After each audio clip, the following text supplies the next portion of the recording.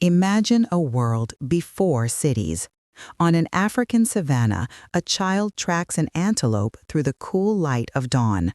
Tens of thousands of years earlier, her ancestor crouches in a valley warmed by a fire against the biting air.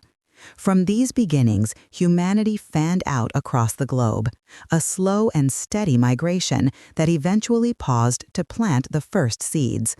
Villages bloomed along rivers, the world's first highways, where dependable water gave rise to permanent homes. In the fertile lands of Mesopotamia and along the Nile, fields fed towns, and towns gave birth to governance. As harvests grew, so did hierarchies. Someone had to count the grain, store the surplus, and settle disputes. This required a new invention: trust between strangers. The solution was found in symbols.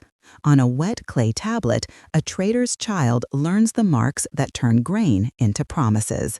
Writing created a shared memory. Law established common boundaries. Money made distance negotiable. These tools allowed vast groups to cooperate, building temples that organized calendars and communities, shaping both duty and identity. From the Indus Basin to the Yellow River Plain, cities rose with planned streets and shared standards, binding many into one. As classical empires surged and broke like waves, new currents of universal faith spread hope across borders, connecting distant believers through the power of a shared story. Trade followed faith.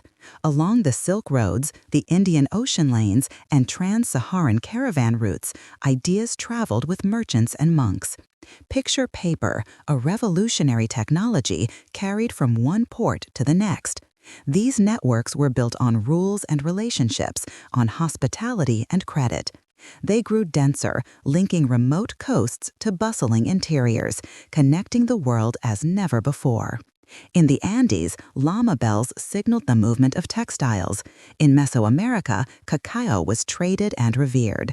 Distinct networks moved goods, people, and power.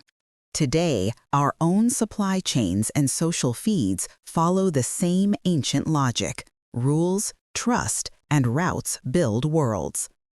Then, in the 15th century, mariners widened the horizons, and the oceans themselves began to behave like roads.